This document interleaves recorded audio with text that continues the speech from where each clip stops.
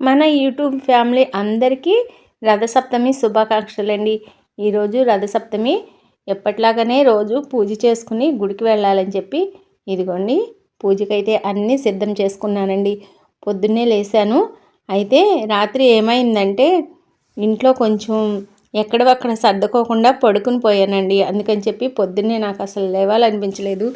అయినా కూడా ఓపిక చేసుకుని లెగిసి పూజ అంతా చేసుకోవాలి కదా, హరే కృష్ణ మంత్రం కూడా చెప్పుకోవాలని చెప్పి అలాగే లేసానండి. రాత్రిపూట ఏమీ సర్దుకోకపోతే నాకు పొద్దున్నే లేవాలంటే ప్రశాంతంగా అనిపించదు. అందుకని రాత్రిపూట ఎప్పటికప్పుడు మంచిగా నీట్గా పెట్టేసుకుంటాను అనమాట. వంటగది మొత్తం, హాల్ కానీ ఏదైనా సరే నీట్గా సర్దుకుంటేనే మనకు ప్రశాంతంగా ఉంటుంది. మళ్ళీ పూజకు కూడా లేవాలన్నా కూడా నీట్గా కూడా లేచిన వెంటనే గజిబిజి అనేది లేకుండా నీట్గా కనిపిస్తుంది కదా. ఇంకా అందుకని చెప్పి పొద్దున్నే లేచి అవన్నీ సర్దేసుకుని గిన్నెలన్నీ బయట వేసేసి తోమేసేసి, ఈరోజు సండేనే కదా, ఈయనకి వంట క్యారేజీ పని అయితే లేదు. ఇంకా టిఫిన్ కూడా వచ్చిన తర్వాత చేయొచ్చులే, గుడికి వెళ్ళి వచ్చిన తర్వాత అనుకుని ఇంకా ఇంట్లో పాలంటూ ఏం పొంగించలేదండి. ఎందుకంటే సూర్యుడు మాకు త్వరగా రావట్లేదు, ఇటు పడమర ఫేస్ కాబట్టి, లేదంటే పైకి వెళ్ళి పొంగించాలి. అలాగని చెప్పి తులసమ్మ దగ్గర చేసుకుందామంటే తులసమ్మ దగ్గర కూడా అస్సలు ఎండ అంటూ రాదండి. ఇక ఎప్పుడూ కూడా ప్రతి సంవత్సరము సూర్యునికి ఎదురుగా పొయ్యి పెట్టి గొబ్బెమ్మల పిడకలతోటి పాలు పొంగించే ఆనవాయితీ నాకు ఉండేది. ఇంట్లో పాలు పొంగించలేదు అనుకుంటూ సింపుల్గా ఇంకా ఇంట్లో అరటిపళ్ళు ఉన్నాయి. ఇక అవన్నీ అరటిపళ్ళు నైవేద్యంగా శ్రీ రాధాకృష్ణుల వారికి పెట్టేసి ఇంకా వెళ్దాంలే అనుకుని బయలుదేరే ముందర ఇలాగ పూజ అయితే చేసుకుంటున్నానండి. ఎందుకంటే నిత్య దీపారాధన అలవాటు అయిపోతే ఒక్కరోజు చేయకపోయినా కూడా మనసు ఏదోలా ఉంటుంది. అంత అలవాటు అయిపోతే ఎవరికైనా అంతేనండి, నాకే అని కాదు, ఎవరికైనా సరే ప్రతిరోజు పూజ చేసే వాళ్ళకి ఒకరోజు లేవలేకపోయినా ఒకరోజు చేయకపోయినా అదోలా అనిపిస్తూ ఉంటుంది. ఇంకా మనకి ఎన్ని సమస్యలు ఉన్నా కూడా ప్రశాంతంగా ఉంటుంది. ఇంట్లో దీపం వెలుగుతుంటే ఆ కళే వేరుగా ఉంటుందండి. ఇక ఇదిగోండి ఇంకా అరటిపళ్ళు స్వామివారికి నివేదన చేసేసాను కదా. ఇంకా హరే కృష్ణ మహామంత్రం అసలైతే ఈ పాటికి అయిపోతుంది అనమాట.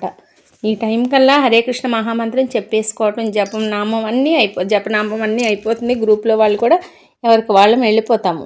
ఈరోజు లేట్ అయింది కదా, ఇంకా ఎలాగైనా గ్రూప్లో లేకపోయినా సరే నేను సింగిల్గా అయినా ప్రతిరోజు చేసుకుని తీరాల్సిందేనండి. ఇంకా ఇదిగోండి హరే కృష్ణ మహామంత్రం జపం చేసుకున్న తర్వాత బయలుదేరదాము. నేను పుష్ప గారు వెళ్తాం కదా ప్రతిరోజు, అంటే రోజు వెళ్ళట్లేదులేండి, ఈరోజు రథసప్తమి కాబట్టి వెళ్ళాలి అని చెప్పి దర్శనం చేసుకోవటానికి వెళ్దాము అని చెప్పి వెళ్ళాలనుకున్నాము.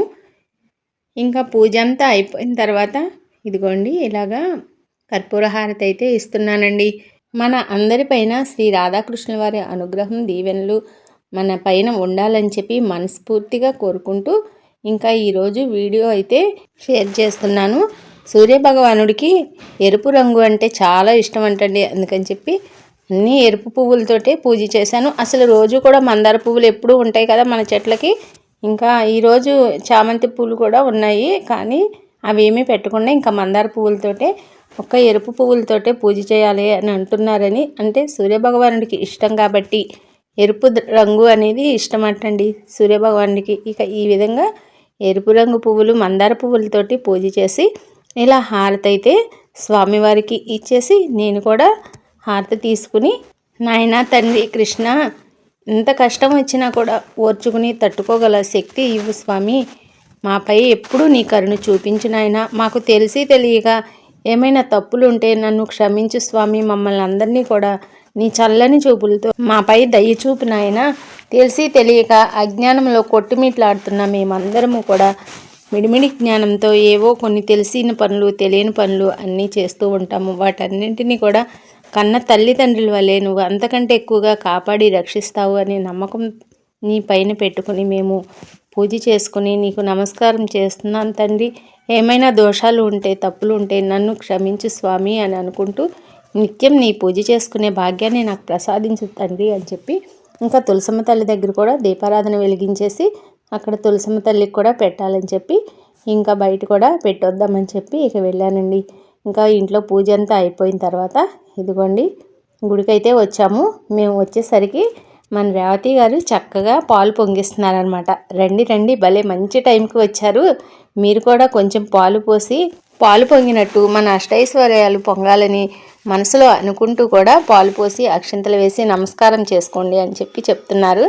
అలాగేనండి, అంతకంటే అదృష్టమా, నేను ఎలాగో మనసులో బాధపడుతున్నాను, ఇంట్లో పాలు పొంగించలేకపోయాను సూర్యభగవానికి ఎదురుగా అని చెప్పి, ఎక్కడైతే ఏమీ మనసు ఉండాలే కానీ మార్గం ఉంటుంది అన్నట్టు మనం నిజంగా ధర్మబద్ధమైన కోరిక కోరుకుంటే శ్రీకృష్ణుడు చూడండి ఎలా తీర్చాడో. ఎందుకమ్మా నువ్వు బాధపడతావు, నీకు ఇక్కడ కూడా నేను ఏర్పాటు చేశాను అని చెప్పి, ఇదిగోండి ఇక్కడ ప్రమిదల్లో నూనె పోసి ఒత్తులు వేసి ఉంచాను, దీపారాధన చేస్తారని చెప్పి, ఇంకా పాలు పొంగించడం అంతా అయిపోయిన తర్వాత ఒకసారి గుళ్ళోకి వెళ్ళి సీతారాముల వారిని దర్శనం చేసుకున్నాను. అలాగే సరస్వతి అమ్మ తల్లిని, ఇంకా దుర్గమ్మ పక్కన అమ్మవారు ఉన్నారు కదా లక్ష్మీ తల్లి, ఆ తల్లిని, ఇంకా అన్నీ ఆమె అనమాట. దుర్గమ్మ కానీ అమ్మవారు కానీ పార్వతీదేవి కానీ అన్ని రూపాల్లో ఆ తల్లి ఉంటుంది కదా.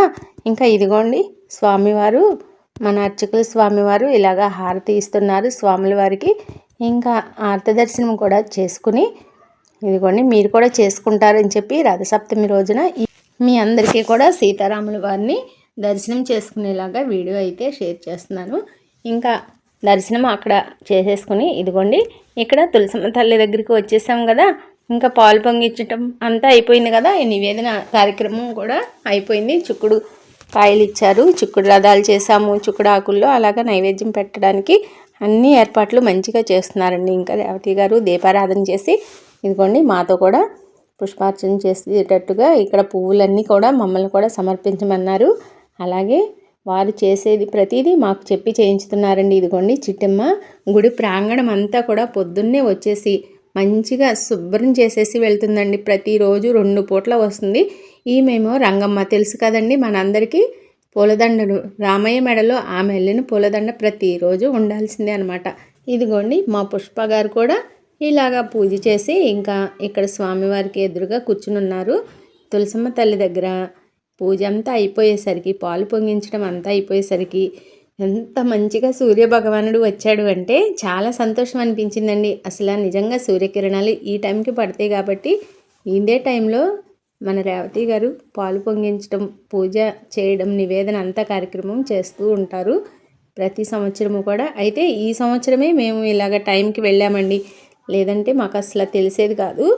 మామూలుగా గుడికి వెళ్ళి దర్శనం చేసుకుని వద్దాము, ఇక్కడ గుడి దగ్గర కూడా సూర్యభగవానుడు బాగా కనిపిస్తాడండి, అందుకని చెప్పి ఇక్కడే నమస్కారం చేసుకుందాము అని అనుకుంటూ కూడా గుడికి వచ్చాము.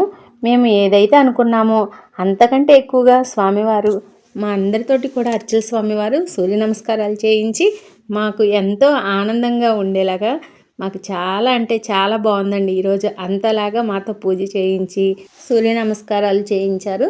ఇంకా ఇంతలో రేవతి గారేమో స్వామివారికి నివేదన చేయడానికి చిక్కుడు రథాలు అన్నీ చేసి ఇచ్చాము కదా, ఇక్కడ అన్నీ కూడా మంచిగా సమకూరుస్తున్నారు. ఇదిగోండి చూడండి పువ్వులు పెట్టారు, ఇంకా నైవేద్యం పెట్టేసి ఆ నైవేద్యానికి పెట్టే ముందల ఇలాగా పూజ అయితే చేస్తున్నారు. ఇదిగోండి చూసారా ఎండ పొడ ఎలా కనిపిస్తుందో తులసమ్మ దగ్గర, అసలు ఎంత మంచిగా అనిపించిందంటే అదిగోండి ఎండ తెల్లగా అనిపిస్తుంది చూసారా. ఆ సూర్యభగవానుడు నేను ఉన్నాను ఇక్కడే అని చెప్పి మాకు అట్లా చెప్తున్నట్లే అనిపించిందండి. ఈ పూజ ఉన్నంతసేపు కూడా మనసు పెట్టి చేస్తే ఏదైనా కూడా మనకి పక్కనే ఉంటుందండి, తలుచుకుంటే తల వైపునే వస్తుంది. మంచి మాట, ఒక మంచి పని చేస్తే మనకి తలుచుకుంటే తల పక్కనే ఉంటుంది అని అంటారు కదా మన పెద్దలు, అలాగన్నమాట. మా అమ్మ ఎప్పుడూ అంటూ ఉండేదండి, ఎవరినైనా తలుచుకుంటే వెంటనే వచ్చేసారు అనుకోండి, అమ్మో వచ్చేసారు, తలుచుకుంటే తలవైపునే ఉన్నారు అని అనేది. అలాగే తలుచుకోగానే ఆ మనిషి కనిపించినా కూడా, లేదా ఒక మనిషి మాట్లాడుతుండేటప్పుడు ఆ మనిషి గురించి మనం మాట్లాడేటప్పుడు వచ్చినా కూడా, నిండు 100 ఏళ్ళు ఆయుష్ నీకు, ఇప్పుడే నీ గురించి మాట్లాడుకుంటున్నాం అని అంటూ ఉండేదండి మా అమ్మ ఎప్పుడు. నిజంగానండి పెద్దవాళ్ళ మాటలు ఏది కూడా వృధా పోదు కదా. ఈరోజు మా అమ్మ నాకు ఎందుకో బాగా గుర్తొస్తుందండి. రోజు పూజ చేసినా చేయకపోయినా మా అమ్మ సూర్యునికి బాగా దండం పెట్టుకునేదండి. స్నానం చేసిన వెంటనే సూర్యభగవానుడికి నీళ్ళు అంటే అర్ఘ్యం వదిలి దండం పెట్టుకునేదనమాట. దీపారాధన అంటూ చేయకపోయినా కూడా, అంటే పండగలకి లేదా ఏమైనా విశేషమైన రోజులు ఉంటేనే చేసేదండి. ఇలా ప్రతిరోజు అయితే మా అమ్మ చేసేది కాదు ఆ రోజుల్లో. ఇంకా ఇదిగోండి సూర్యభగవాని దర్శనం మనందరము కూడా చేసుకుందాము. మన అర్చకుల స్వామివారు దర్శనం చేయించి మా అందరితోటి కూడా సూర్య నమస్కారాలు చేయించి పూజ చేయించి నైవేద్యం కూడా నివేదన మాతో చేయించారండి. ఎంత అదృష్టమో ఈరోజు ఇంట్లో ఒక్కళ్ళము ఉన్నా కూడా ఇంత బాగా చేసుకోలేము అని నేను చాలా సంతోషపడ్డానండి. పుష్ప గారు కూడా అసలు ఎంతో మమేకం అయిపోయారు. ఆమెకి పూజలన్నా గుడిలన్నా కూడా చాలా ప్రేమగా ఉంటుంది. ఇంకా మన రేవతి గారు స్వామివారి ఆశీర్వాదం తీసుకుని తీర్థప్రసాదంలో తీసుకుని ఇంకా ఇంటికి వచ్చేసానండి. ఇంటికి వచ్చిన తర్వాత ఈరోజు సండేనే కదా, వంట పని అయితే పొద్దున్నే చేయలేదు కాబట్టి ఇంకా చిక్కుడుకాయ టమాటా వండుదాము, మేమిద్దరమే ఉన్నాం కదండి, ఇంకా కొంచెమే కదా అని చెప్పి ఈ స్టీల్ కుక్కర్లో వండుతున్నానే కానండి, ఏదో కొన్ని రోజులు ఆపేసాను. మళ్ళీ ఎందుకులే వండుకుందాం అలాగే మంచిగా అని ఎంత సిమ్లో పెట్టినా కూడా అది పైకి కక్కుతూనే ఉంది. ఇక తప్పదు కదా, జాగ్రత్తగా వండుకుందాం, అన్ని వందలు పెట్టి కొనుక్కున్నాం కదా వస్తువుని, ఏం చేద్దాం. ఇద్దరికైతే ఇది అన్నానికి మంచిగా సరిపోతుందని చెప్పి ఈ కుక్కర్ వాడాల్సి వచ్చింది. ఇంకా చిక్కుడుకాయ టమాటా అంతా కోసి తాలింపు వేసేసానులేండి. వేసిన తర్వాత కొంచెం కొత్తిమీర అది వేస్తున్నాను. ఉప్పు కారం అంతా వేసేసిన తర్వాత నూనె వేసి తాలింపు గింజలు అన్నీ వేసి కొంచెం మగ్గిన తర్వాత ఉల్లిపాయ అయితే వేయట్లేదండి సాధ్యమైనంత వరకు, ఎందుకంటే శ్రీకృష్ణ భగవానుడికి నివేదన చేయాలని చెప్పి ఉల్లిపాయ వెల్లుల్లి వాడట్లేదు. చూద్దాం ఎన్ని రోజులు ఇలా చేయగలుగుతానో అన్ని రోజులు చేద్దాము. ఎదుటి వాళ్ళకి ఇబ్బంది అనేది లేకోకుండా నేను ఎక్కడికైనా వెళ్ళి తినాలని అంటే మాత్రం ఎదుటి వాళ్ళకి ఇబ్బంది పడుకోకుండా వాళ్ళని నొప్పించకుండా ఎలాగైనా సరే ఇంకా శ్రీకృష్ణ భగవానుడి దయ అంతా ఏం చేస్తాడో ఇంకా ఆయన ఇష్టం అనుకుంటూ, ఎందుకంటే బయట భోజనాలకు వెళ్ళామనుకోండి, నేను అది తినను, ఉల్లిపాయ వేశారు ఇది తినను అని అంటే ఎదుటి వాళ్ళకి కొంచెం అయిష్టంగానే ఉంటుంది కదా. కానీ భగవంతుని కోసం మన కోసం చేసే ప్రతి పని కూడా ఏదైనా సరే మంచిగానే అవుతుందండి. ఇంకా నా మనవరాలకి పట్టులంగా జాకెట్ కుట్టాలండి, అందుకని త్వరగా వంట కూడా చేసేసి భోజనం చేసేసానండి. చంటి పాపకేనని చెప్పి ఇంకా మోడల్స్ అంటూ లేదంటే వర్క్స్ చేపిస్తున్నారు కదా ఇప్పుడు, అలాంటివి ఏమీ చేయించలేదండి. ఎందుకంటే వాళ్ళ స్కిన్ చాలా సున్నితంగా ఉంటుంది కదండి, అందుకని చెప్పి ఏమైనా వర్క్స్ అవి కొంచెం గీసుకుంటే ర్యాషెస్ అట్లా వస్తాయి, పాప తట్టుకోలేదు, ఏమైనా పెయిన్ అట్లా వస్తూ ఉంటుంది కదా అని చెప్పి నేను ఇంకా అట్లాగా వర్క్స్ అంటూ ఏమీ పెట్టించలేదండి. ఇలా సింపుల్గా అయితే కుట్టేశానండి. వాళ్ళు వేసుకోవాలే కానీ మనం కుట్టే బట్టలు చాలా ఉంటాయి పెద్ద అయ్యే కొద్దీ. నడిచేటప్పుడైతే లంగా జాకెట్ ఎంత అందంగా ఉంటుందో కదా, ఇంకా అలాగే అనుకుంటూ ఇంకా ఇదిగోండి ఇలా సింపుల్గా అయితే కుట్టేసానండి. నాకు వచ్చినట్లుగానే కుట్టాను. నేను బయట బట్టలు కూడా ఇదివరకు కుట్టేదాన్ని కదా, ఇప్పుడు కొంచెం అలవాటు తప్పింది. అయినా సరే మన ఇంట్లో బట్టలు మాత్రం నేను బయటకంటూ అస్సలు ఇవ్వనండి, నేనే స్టిచ్చింగ్ చేసుకుంటాను. బయట వాళ్ళకి కూడా ఇప్పుడు చేయటానికి కూడా నాకు సమయం దొరుకుతూ ఉంటుంది. ఇంకా ఇదిగోండి ఈ మాత్రంగా అయితే లంగా జాకెట్ కుట్టేసేసానండి. నన్ను ఎంతగానో సపోర్ట్ చేసిన మీ అందరికీ మరీ ధన్యవాదాలండి. ఇదేనండి వీడియో, ఉంటానండి.